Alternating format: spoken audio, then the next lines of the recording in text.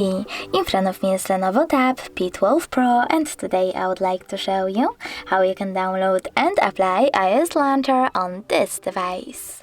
Firstly, go into Play Store, click on the search bar and type in iOS Launcher. Now you need to install this free app from this developer and open it. After that, choose while using the app and allow. Then click on the middle button and choose iOS Launcher over here. After that, you need to click on Always, tap on Got It, and as you can see, Apple layout was applied successfully on my Lenovo. But you can always switch between your layouts by going into Settings, scrolling down, choosing Apps and Notifications, Default Apps, and Home App. Now to apply your current iOS Launcher, you need to tap on it.